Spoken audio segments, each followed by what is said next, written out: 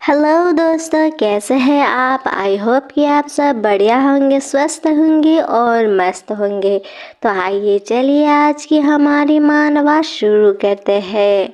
पूरे महाद्वीप में खौफ का कारण बनी चुड़ैल लिलिका ने कभी नहीं सोचा था कि एक छोटी सी गलती से उसकी ज़िंदगी इतनी बदल जाएगी। एक दिन वह गलती से एक छोटे लड़के की जान बचा लेती है जो मौत के मुंह से बच रहा था। लेकिन वह लड़का इंसान नहीं था, वह असल में अगली पीढ़ी का दानव ड्रैगन था जो महाद्वीप के सबसे शक्तिशाली प्राणियों में से एक था। इससे पहले कि लिलिका समझ पाती कि उसने क्या किया है, वह बच्चा अचानक एक अंडे में बदल गया, मानो उस जानलेवा खतरे को झेल रहा हो। घबराई हुई व डरी हुई लिलिका एक बूढ़े आदमी को बुलाती है जो दानव ड्रैगन के बारे में जानकार था। वह उससे पूछती है कि क्या यह अंडा सचमुच एक दानव ड्रैगन का है और पिछले वाले का क्या हुआ। बूढ़े आदमी बताता है कि पिछला दानव ड्रैगन सिर्फ 1 महीने पहले मर गया था और अपने पीछे यह अंडा छोड़ गया था जो उसका उत्तराधिकारी था। यह सुनकर लिलिका घबरा जाती है। नॉवल में वह जानती है कि एलन नाम का दानव ड्रैगन बहुत बाद में प्रकट होने वाला था, जो पहले से ही अंडे से निकला हुआ और शक्तिशाली था। उसे एहसास होता है कि वह ओरिजिनल कहानी शुरू होने से पहले ही बहुत जल्दी दूसरे शरीर में आ गई है और इसी वजह से घटनाएं घटित हो रही है।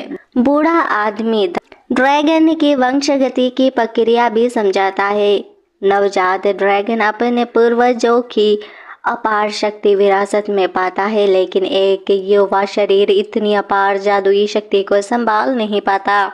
इसीलिए अधिकांश शक्ति अवरुद्ध रहती है और ड्रैगन कमजोर दिखाई देता है। जैसे जैसे ड्रैगन बढ़ता है उसका शरीर मजबूत होता जाता है और उसकी शक्ति जागृत हो जाती है, जिससे वह एक अथाह शक्ति का स्रोत बन जाता है।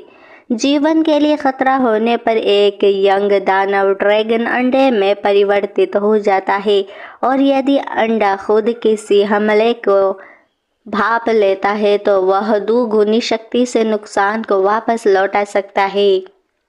नॉवेल की दुनिया में ओरिजिनल लिलिका एक छाया चुड़ैल थी जिसने आत्माओं को खाकर अपनी शक्तियाँ हासिल की थी। उससे डरा जाता था, नफरत की जाती थी, उसका शिकार किया जाता था और अंततः नायक द्वारा उसे मार दिया जाता था। लेकिन वर्तमान लिलिका वह राक्षस नहीं है। उसके शरीर में अब एक दयालु चिकित्सा छात्रा की आत्मा है जिसने अपना जीवन लोगों को बचाने के लिए समर्पित कर दिया था, ना कि उन्हें नुकसान पहुंचाने के लिए। यह जानते हुए कि कहानी में लिलिका की मौत हिंसक रूप से होने वाली है, वह खुद को बचाने का एकमात्र तरीका अपनाती है। वह दानव अजगर के अंडे को प्यार से पालेगी और बदले में अजगर अपने जीवन में उसकी रक्षा करेगा। एक खूंखार चुड़ैल जो सबसे प्रिय व्यक्ति की देखभाल करती है शक्तिशाली हो जाएगा तो वह उसकी रक्षा करेगा। इस तरह उसके दूसरे जिंदगी की शुरुआत होती है, महाद्वीप पर मौजूद खतरनाक जीव। इसके बाद लिलिका को आखिरकार सब कुछ समझ आ गया और वह अपने विशाल खूबसूरत महल में लौट आई। बटलर ने उसका स्वागत किया और जब उसने उसके हाथ में अंडा देखा तो उसने सोचा कि यह रात के खाने के लिए है, लेकिन लिलिका ने तुरंत उसे रोकते हुए कहा, नहीं, यह खाने के लिए नहीं है, यह मेरी सुरक्षा के लिए है। मेरा भविष्य का भाग्य इस अंडे में समाया हुआ है, इसे पकाने की कोशिश भी मत करना। उसके मन में डर था कि वह उस दानव ड्रैगन को अपने हाथों से पालेगी और इतनी शक्ति हासिल करेगी कि कोई भी नायक या खलनायक उसे छूने की हिम्मत न करे। यह एक मीठा सपना था, लेकिन उसने अपने दिल में ठान ली। लेकिन असली समस्या यह थी कि वह अंडे को कैसे सींचेगी, और अगर वह सोया तो क्या वह उसे स्वीकार करेगा या नहीं। पहली प्लानिंग जादुई ऊर्जा का इस्तेमाल करके सेना की थी। उसने कोशिश की लेकिन अंडे ने उसके जादू को अस्वीकार कर दिया, इसीलिए उसने आग का इस्तेमाल किया। उसे मुर्गी के अंडे की तरह गर्म करने की कोशिश की, जिसे सेना के लिए गर्मी की ज़रूरत होती है, लेकिन कुछ नहीं हुआ। अंडा बहुत ज़्यादा गर्म हो गया और वह निराशा में पीछे गिर गई। आखिरी उपाय जो उसके दिमाग में आया वो था अंडे को प्यार से सेने का, जैसे वो उसका अपना बच्चा हो। इसलिए उसने अंडे को धीरे से चूमा। उम्मीद थी कि शायद काम बन जाए, लेकिन ठीक उसी समय नौकर उसका खाना लेकर आया और उसे ऐसे देखने लगा जैसे वो पागल हो गई हो। लिलिका ने तुरंत समझाया, नहीं, आप गलत समझ रहे हैं नौकर, मैं प्यार की शक्ति से अंडे को सेने की कोशिश कर रही हूँ। नौकर ने कहा, तो फिर आप एक मधुर चांदनी गीत गा सकती है। एक माँ की पुकार अंडे के अंदर के जीवन तक पहुँच सकती है और उसे जुड़ने में मदद कर सकती है। यह सुनकर वह उत्साहित हो गई और उसने सिखाने को कहा। नौकर ने थोड़ा सा जादू करके गीत के बोल सीधे उसके दिमाग में डाल दिए। उसने उसे धन्यवाद दिया और खाने की थाली रखने के बाद उसने गाना शुरू कर दिया। आसमान में चांदनी से सता हुआ तारे चमक रहे हैं, मेरे प्यारे जल्दी आओ। बॉल इतने सुंदर थे कि उसे खुद भी अच्छे लगने लगे। अंडे को कसकर गले लगाकर वह तब तक गाती रही जब तक उसकी आंखें भारी नहीं हो गई और उसे पकड़े हुए ही उसे नींद आ गई। अगली सुबह उसने आंखें खोली और पाया कि वह एक बच्चे को गले लगा रही है। ओह, यह काम कर गया, बहुत बढ़िया। लिलिका इतनी खुश थी कि वह जोर से चिल्लाई, जिससे छोटा बच्चा डर गया। सब कुछ समझाने की कोशिश की, कैसे उसके बाद लड़का डर गया और बिस्तर से उछल पड़ा। बेचारा उलझन में था। लिलिका अंडे में बदल गई। उसका जन्म हुआ और उसने माँ की तरह उसकी देखभाल की, लेकिन लड़का चुप रहा। उसकी अचानक चीख से सदमे में था। लिलिका को लगा कि उसकी याददाश्त चली गई है। फिर लड़का अचानक उठा और जाने लगा, ये कहते हुए कि उसे कोई फर्क नहीं पड़ता, भले ही उसने उसकी देखभाल की हो। लेकिन इससे पहले कि वह जा पाता, लिलिका ने उसकी कमीज पकड़ ली और उसे रोकने को कहा। जब वह मुड़ा तो उसने उसे भूत की तरह डरावनी आंखों से देखा।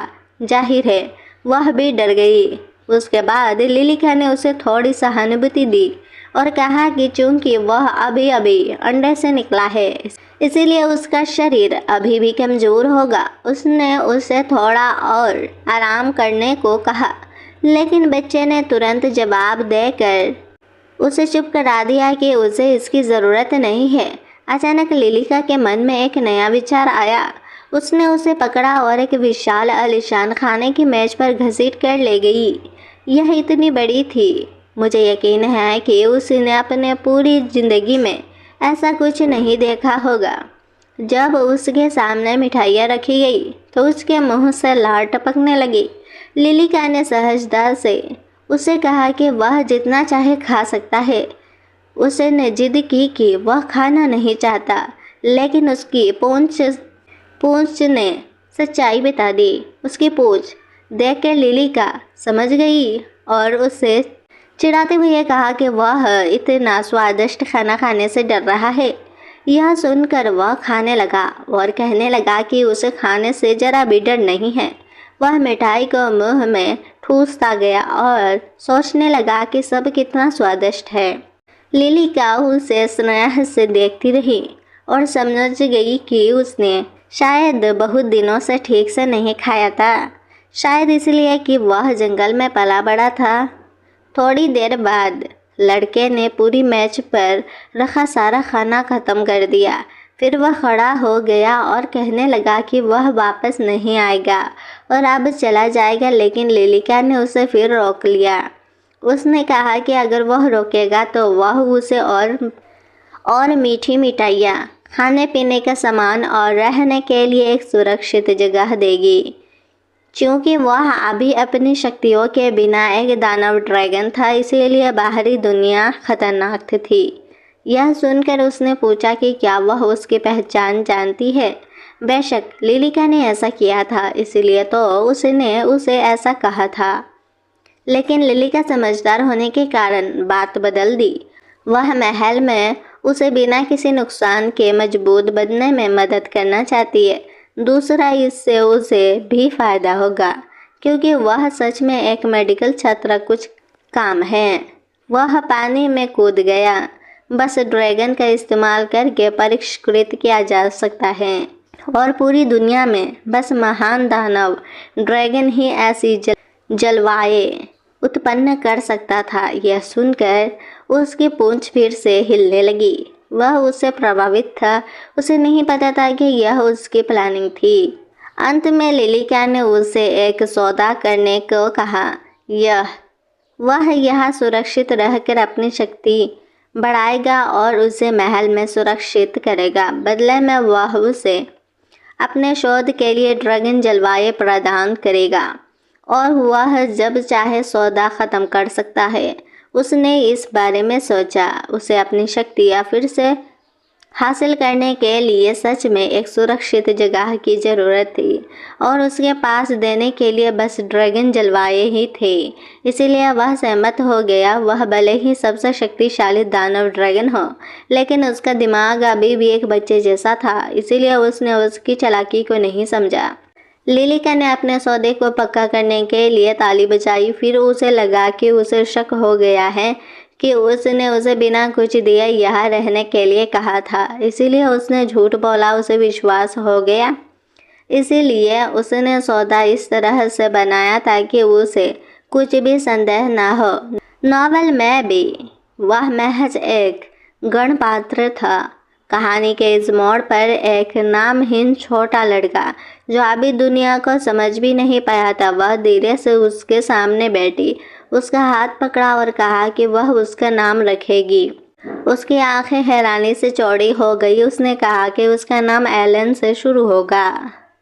गला साफ करते हुए उस पिछले दानव ड्रैगन का नाम जिसे उसने नॉवल में पढ़ा था, उसे यह नाम पसंद आया, इसीलिए उसने उसे यह नाम दिया।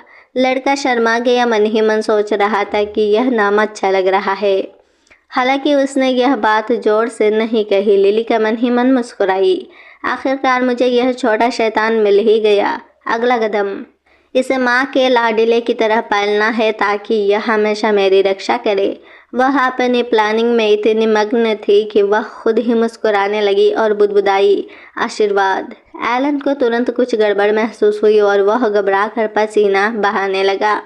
लेकिन यह कहते ही उसे छींक आई और वह काँप उठा। रात हो चुकी थी। वे ठंडी चांदनी में साथ साथ चलते रहे जब तक कि वे एक ठंडे झरने तक नहीं पहुंच गए। एलन की आंखें उत्साह से चमक उठी। लिलिका उसे वहाँ इसीलिए लाई थी क्योंकि उसे याद था कि दानव ड्रैगन ठंडे झरनों में नहाना पसंद करते हैं क्योंकि उनका शरीर स्वाभाविक रूप से गर्म होता है। एलन ने कहा कि वह भी इसे आजमाएगा। लिलिका उससे दूर हट गई और कहा कि वह पहले खुद आराम से बैठ गई है। उसके बाद जब वह अपने कपड़े मोड़ रहा था, तभी लिलिका ने कहा। अचानक उसने पसीने से उसकी पूंछ को छुआ और उस पर कुछ लगा दिया। ठंडी वसंत ऋतु के बाद दानव ड्रैगन अपनी त्वचा पर काली मिट्टी लगा लेते थे। शायद ये किसी मुखौटे की तरह काम करता था, इसलिए वह उस खास मिट्टी के मिश्रण को ढूंढने के लिए पहले ही चली गई थी। यह असल में त्वचा की देखभाल के लिए था। उसने उससे पूछा कि क्या तुम्हें यह पसंद है, लेकिन लड़के ने तुरंत चिल्लाकर कहा कि उसे अपनी पूंछ को छूना बिल्कुल पसंद नहीं है और उसे यह गंदा चिपचिपा पदार्थ बिल्कुल पसंद नहीं है। उसने जल्दी से समझाया, यह बिल्कुल गंदा नहीं है। यह मिट्टी लाख के पेड़ के रस और ज्वालामुखी की राख से बनी है। सब कुछ शुद्ध किया हुआ है। यह गंदा कैसे हो सकता है? लेकिन वह खुद भी झुंझलाहट में चिल्लाने लगी। धिक्कार है लेखक, तुमने वो और ज़्यादा जानकारी क्यों नहीं दी? मैं इसे कैसे समझाऊंगी? एलन अविश्वास से उसे घूर रहा था। यह औरत जरूर पागल है, और अगर मैं उसके साथ ज़्यादा देर रहा तो मैं भी पागल हो जाऊंगा। लेकिन वो ये भी जानता था कि उसे समय चाहिए। हर पूर्णिमा को उसकी शक्ति धीरे धीरे जागृत होती जाएगी। अगली बार जागृत होने पर वह खुद की रक्षा करने के लिए काफ़ी मजबूत हो जाएगा, और फिर उसे इस पागल लड़की के साथ नहीं रहना पड़ेगा। तभी उसे ज़रूरी बात याद आई। उसने लड़के को वहीं रोकने को कहा और माफ़ी मांगते हुए कहा कि उसे एक ज़रूरी काम निपटाना है। फिर वह भाग गई। वह एक ऐसी जगह पहुंची जहां काली तितलियां हवा में तैर रही थी, लेकिन ये आम तितलियां नहीं थी। ये मरे हुए लोगों की आत्माएं थीं, उन लोगों के अवशेषों जो डर और निराशा में दर्दनाक मौत मरे थे। इतनी सारी तितलियों को देखकर लिलिका रोने लगी। उसने उनके परिवारों को दुख की कल्पना की। उसकी आंखों से आंसू बहने लगे। एलन चुपकर पीछे से उसे देख रहा था, चुपचाप और उसके दुख को देखकर हैरान। एक काली तितली धीरे से एलन के हाथ पर आकर बैठ गई। वह तुरंत समझ गया कि उसकी शक्ति अंधकार है और यह आत्माएं उसकी ताकत का स्रोत है। जितनी ज़्यादा तितलियां होंगी उतनी ही ज़्यादा आत्माओं को वह उस रात खाकर और ज़्यादा शक्तिशाली हो सकती हैं। लेकिन फिर उसने उसे दोबारा देखा। लड़की सचमुच रो रही थी। लिलिका एक मधुर शांत सुकून देने वाला गीत गुनगुनाने लगी। उसकी आवाज़ से बेचैन आत्माएं शांत हो गई। यह एक अंतिम संस्कार के प्रार्थना की तरह था, जो उनकी आत्माओं को सुरक्षित रूप से स्वर्ग तक पहुंचा रही थी। एलन ने बाहें चौड़ाई। वह ऐसा क्यों कर रही हैं? अगर वह बस उन्हें इकट्ठा कर लेती तो वह और ज़्यादा शक्तिशाली हो सकती थी। धीरे धीरे सभी तितलियां चमकती धूल में बदल गई, रात के आकाश में उड़ जाती। लिलिका ने अपनी आंखें खोली। उसने देखा कि एलन उसे देख रहा है। उसने पूछा, तुम ऐसा क्यों कर रहे हो? यह सब तो तुम्हारा भोजन थी। लिलिका ने उसे उदास कोमल आवाज़ में जवाब दिया, जीवन सबसे अनमोल चीज़ है, इसकी रक्षा करना ज़रूरी है। फिर वह सोच में डूब गई। वह मेडिकल की छात्रा थी। उसने अस्पतालों में अनगिनत मरीजों को मरते देखा था और परिवार को बिखरते देखा था। वह हमेशा उन्हें बचाना चाहती थी, इस जिंदगी में भी, एक चुड़ैल के रूप में भी। वह लोगों की रक्षा करना चाहती थी। एलन समझ नहीं पाया। वह तो बस एक बच्चा था। किसी को मरते देखने का दर्द वह कैसे समझ सकता था? उसने बुदबुदाया, अगर तुम मरे हुओं की आत्माओं को नहीं खाओगी तो तुम्हारी शक्ति खत्म हो जाएगी, तुम कमजोर हो जाओगी। लेकिन लिलिका ने अपना सिर हिलाया। शक्ति हासिल करने का यह तरीका गलत है। जब से वह चुड़ैल बनी है वह इसे बदलने का तरीका खोज रही है, लेकिन उसे अभी तक कोई तरीका नहीं मिला है। वह परेशान और सोच में डूबी हुई लग रही थी। एलन उसे देखता रहा, यह महसूस करते हुए कि वह दूसरों से बहुत अलग थी। थोड़ा शर्माते हुए उसने उसे आंसू पोंछने के लिए एक रुमाल दिया। उसे अपनी भावनाओं को व्यक्त करना नहीं आता था, इसीलिए उसने सबसे बेवकूफ़ी भरा मजाक कर दिया, मुझे तुम्हें रोते हुए देखना अच्छा नहीं लगता। रोते समय तुम थोड़ी बदसूरत लगती हो। अगली सुबह लिलिका जो उसका अपने शोध और औषधि कक्ष में स्वागत किया। वह कमरा जड़ी बूटियों और औषधियों से भरा हुआ था। उसने गर्व से कहा कि उसने सब कुछ अपने हाथों से बनाया है। एलन ने अपनी आंखें सिकोड़ी। एक चुड़ैल उपचार करने वाली औषधियाँ क्यों बनाएगी? क्या यह झूठ है? शायद इसमें जहर मिला हो और लोग इसे पीते ही मर जाते हो और फिर वह उसकी आत्माओं को निकाल लेती हो। लिलिका ने उसके सिर पर एक थप्पड़ मारा। बकवास बंद करो, ये लोगों को बचाने के लिए असली दवाइयाँ है। एलन उलझन में अपना सिर खुजलाया। लेकिन तुम एक चुड़ैल हो, क्या लोगों को मारना तुम्हारी साधना कल्टीवेट के लिए बेहतर नहीं है? लिलिका ने गहरी सांस ली। तो तुम्हें लगता है कि चुड़ैलें बस बुराई कर सकती है? ऐसा हमेशा से होता आया है, उसने जवाब दिया। उसने दृढ़ता से अपना सिर हिलाया। सिर्फ इसलिए कि हर कोई कुछ करता है, इसका मतलब यह नहीं कि वह सही है। एक दानव महज एक प्राणी है। एक चुड़ैल महज जादू करने वाली होती है। अच्छा या बुरा आपके रूप रंग पर आधारित नहीं होता, यह आपके दिल, आपके बोलने के तरीके और लोगों के साथ आपके बिहेवियर पर आधारित होता है। एलन उसे घूरता रहा। उसे उसकी बातें बेवकूफ़ी भरी लगी और उसे कुछ महसूस नहीं हुआ, लेकिन किसी तरह वो, हालांकि उसका गुस्सा थोड़ा कम हो गया था, अपनी बात पर अड़ा रहा।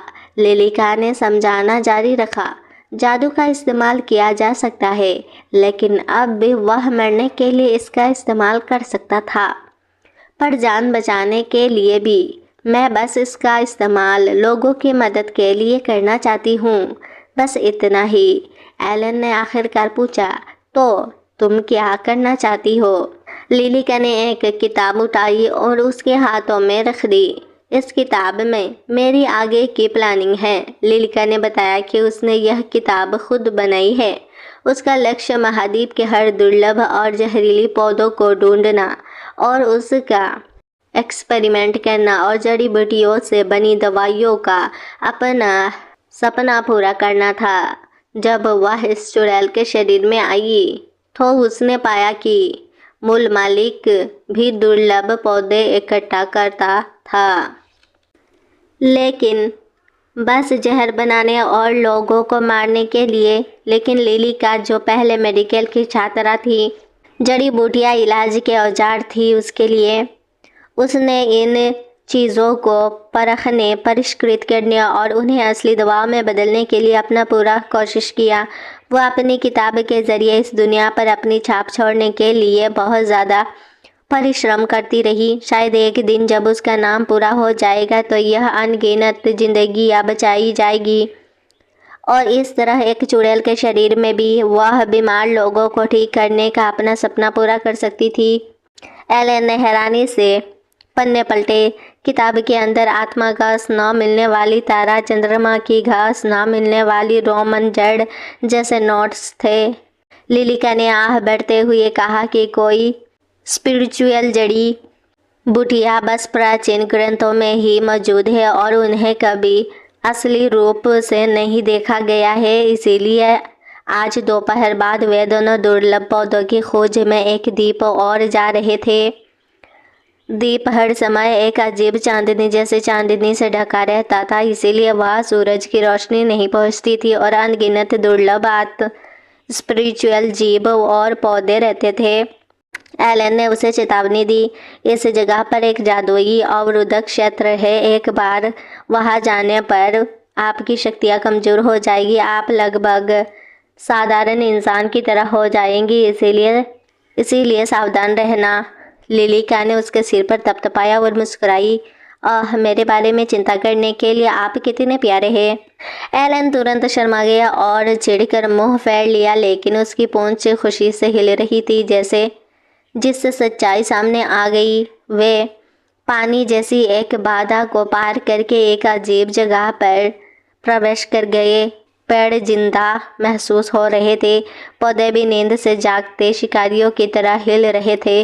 तारे के आकार के पौधे थे, शायद जैसे शहद जैसे रंग की लताएं टपक रही थी और सौफ्रिल फूल चांदनी में चुपचाप खिल रहे थे। लिलिका ने यह सब अपनी किताब में लिख लिया।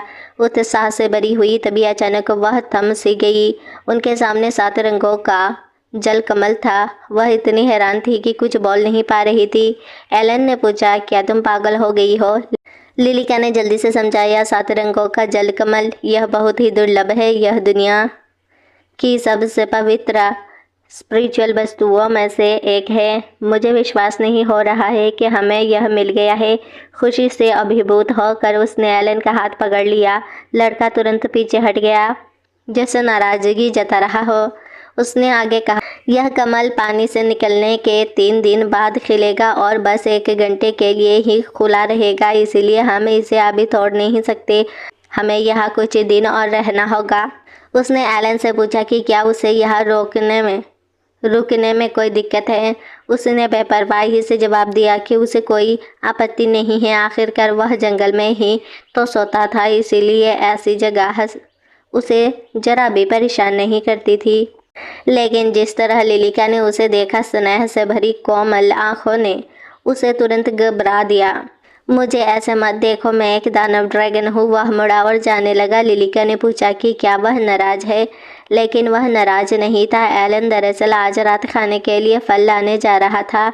लिलिका मुस्कुराई और उसका इंतजार करने लगी। मन ही मन सोच रही थी, वह तो बस एक छोटा बच्चा है, लेकिन एक जिम्मेदार बड़े की तरह बिहेवियर करता है और कितना दयालु है। साफ है कि दोनों धीरे धीरे एक दूसरे को पसंद करने लगे थे। कुछ देर बाद एलन हाथों में फल लेकर वापस आया। उसने उसे खाना दिया और लिलिका ने पूछा, हम अलग अलग क्यों खा रहे हैं? तब उसने कहा, अगर तुमने मेरा खाना खाया तो तुम मर जाओगी, इसीलिए वह इतना नाटकीय हो रहा था कि लिलिका हंसते हंसते लगभग दम घुटने लगी। लेकिन उसे जल्दी ही कुछ समझ आ गया। इस फल का एक दुष्प्रभाव था। यह स्वादिष्ट तो था और शरीर को गर्माहट और अच्छा एहसास देता था, लेकिन बाद में इससे हल्का पेट दर्द होता था। उसने कहा, मुझे थोड़े से दर्द से डर नहीं लगता। लिलिका ने चारों ओर देखा और उसे कुछ नजर आया। एक बेर, एक छोटा पौधा जो फल के दुष्प्रभावों को दूर करता है। अगर वह इस बेर के साथ फल भी खा ले तो दर्द गायब हो जाएगा। एलन ने बेर को संदेह भरी निगाहों से देखा। यह कैसी गंध है? यह खतरनाक तो क्यों दिख रहा है? वह सचमुच इसे देखकर ही डर गया था। इससे पहले कि वह कुछ कह पाता, लिलिका ने उसे उसके मुंह में ठूस दिया। वह उसे निगलने की कोशिश में लगभग उल्टी करने वाला था। बेरी को निगलना मुश्किल था और उसने इसका भरपूर फायदा उठाया, जिससे गले में अटकने जैसी आवाज़ें आ रही थी। कुछ देर बाद वे साथ चल रहे थे कि अचानक एलन के चेहरे पर खुशी आ गई। लिलिका, तुम्हारा तरीका कारगर साबित हुआ। लिलिका एकदम दंग रह गई। यह पहली बार था जब उसने उसे इस नाम से पुकारा था। तुम की जगह उसने उसका नाम लिया। उसने उसकी बाकी बातें सुनी ही नहीं। वह सूरज की तरह मुस्कुराने में इतनी मग्न थी, उसे यकीन नहीं हो रहा था कि आखिरकार उसने दिल से उसका नाम स्वीकार कर लिया है। एलन ने उसकी खुशी देखी और तुरंत शर्मा गया। अपना सिर दूसरी तरफ घुमा लिया। ओह खैर, अंधेरा हो रहा है, मुझे हमारे रहने के लिए कोई सुरक्षित जगह ढूंढनी होगी। वह तेजी से आगे बढ़ा, लेकिन कुछ कदम चलने के बाद रुक गया। एक पेड़ को हल्के से मुक्का मारा और कराहते हुए बोला, यह शर्मनाक है। उसे सच में उसका नाम लेकर बुलाना अच्छा लगता था, लेकिन वह इसे मानने से इनकार करता रहा। उसने खुद से सवाल किया, मैंने सच में उसे स्वीकार कर लिया है? साथ बिताए सभी पलों को याद करते हुए उसने माना, हाँ वह दयालु थी, हाँ वह बुद्धिमान थी, तो शायद उसे अपने पास नौकरानी के रूप में रहने देना चाहिए। बेशक उसने सीरियसली सोचा कि यह लड़का, उसने कल्पना की थी कि वह अच्छा खाना बनाती है, उसे दवाइयों का ज्ञान है, वह किताबें लिखती है, वह उसके मन में एक आदर्श नौकरानी बनेगी। कुछ देर खोजने के बाद उन्हें एक आश्रय मिला, एक बड़ा खोखला पेड़ जो सोने के लिए काफ़ी गर्म और सुरक्षित था। लिलिका ने उसे बुलाया और दोनों लेट गए। लेकिन आधी रात को एलन अचानक जाग गया। उसे कदमों की आहट सुनाई दी। कोई पास आ रहा था। उसने जल्दी से लिलिका का मुंह ढक लिया ताकि वह कुछ बोल न सके और फुसफुसाया, कोई आ रहा है, और कुछ उनकी तरफ आ रहा था। आवाज़ से लग रहा था कि वह करीब आ रहा है। उनके बीच दहशत फैल गई। उसने फुसफुसाया कि गुफा बहुत अजीब है और अगर वह जीव अंदर आ गया तो वे फंस जाएंगे, इसीलिए उन्होंने तुरंत भागने का फैसला किया। हाथ पकड़कर वे बाहर भागे, डर से चारों ओर देखने लगे, लेकिन जब तक उन्होंने ऊपर नहीं देखा तब तक उन्हें कुछ भी दिखाई नहीं दिया। ऊपर चट्टान पर उनका इंतजार एक विशालकाय मोटी छिपकली जैसे राक्षस कर रहा था। उसने उनका हाथ कस कर पकड़ लिया और दोनों भागने लगे, लेकिन उस जीव ने उन्हें पकड़ने के लिए अपनी लंबी जीभ बाहर निकाल दी। वह मुश्किल से भाग पा रहा था और लिलिका के पास भी उतनी ताकत नहीं बची थी, क्योंकि वो बहुत देर से चलने वाले उस चलने वाले उस उड़ने वाले वाहन से यात्रा कर रहे थे, इसलिए दोनों यहाँ कमज़ोर हो गए थे। यह जगह पर जादू लगभग निष्क्रिय था, इसलिए उनमें से कोई भी इसका सही इस्तेमाल नहीं कर पा रहा था। वह इस तरह आगे नहीं बढ़ सकती थी, इसीलिए उसने हिम्मत करके उसका हाथ छोड़ दिया और उससे कहा कि उन्हें उस छिपकली का पीछा करना होगा, जिसे समझ नहीं आ रहा था कि किसका पीछा करे। आखिरकार उसने उसे चुन लिया। जैसा ही वह भागा और उससे कहा कि उन्हें अलग होना होगा, वे अलग हो गए, जिससे आसपास के लोग भ्रमित हो गए। सोचा कि उसे अपनी शक्ति वापस पाने के लिए बस थोड़ा और समय चाहिए, फिर वह पलटवार कर पाएगा। आगे एक छोटी नदी। उसने नदी पार करने की कोशिश की, लेकिन अचानक उस राक्षस ने उसे अपनी रस्सी जैसी जीभ से पकड़ लिया और उसे मुक्केबाजी के थैले की तरह जमीन पर पटक दिया। चक्कर खाकर और चोट खाकर वह बस उसके बारे में सोच रहा था। उसने सोचा कि वह अब तक भाग गई होगी, लेकिन छिपकली ने अपना मुंह चौड़ा खोल दिया, लार टपकाते हुए जैसे वह उसे खाने की तैयारी कर रहा हो। तभी एक शाखा टूट गई। किसी ने छिपकली को दूर हटाने के लिए चिल्लाया। वह चौंक कर ऊपर देखने लगा। वह वापस आ गई थी। लिलिका ने कहा कि उसे खुद भी समझ नहीं आ रहा था।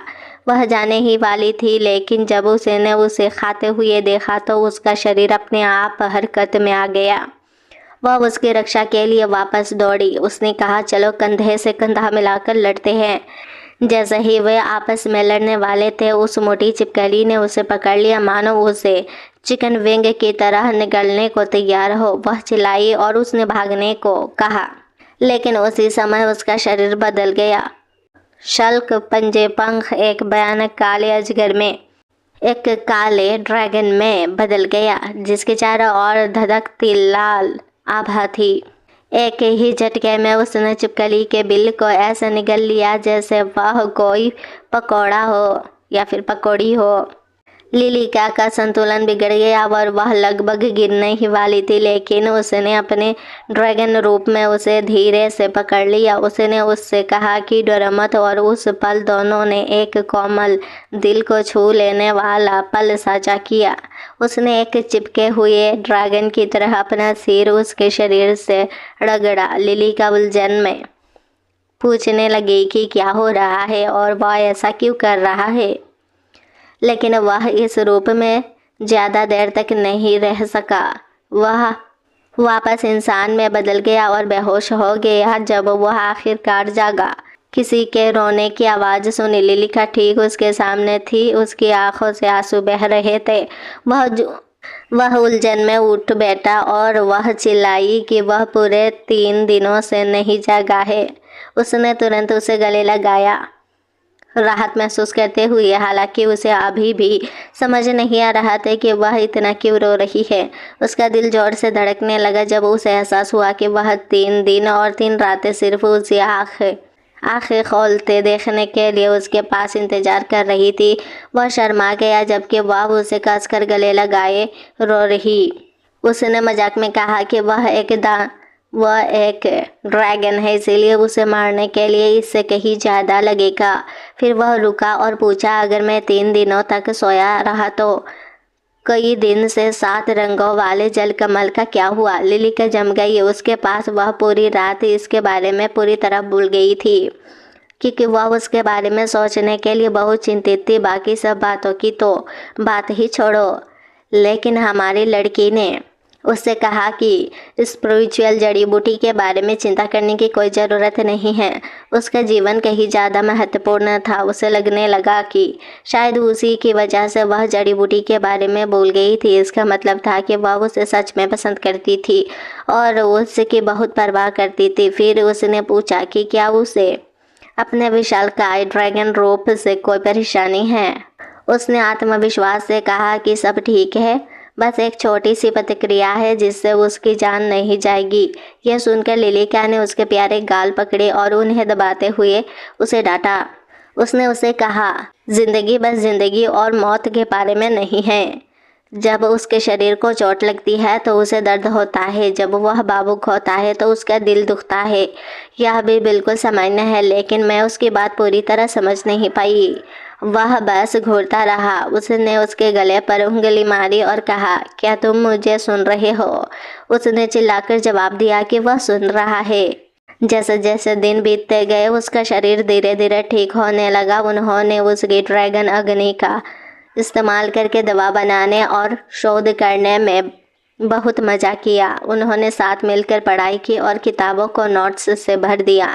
एक रात लिली का देर रात तक पढ़ाई कर रही थी, इसीलिए वह उसके लिए एक कप दूध लाई और उसे पीने के लिए कहा और कहा कि देर रात तक जागना सेहत के लिए अच्छा नहीं है। यह बहुत प्यारा था।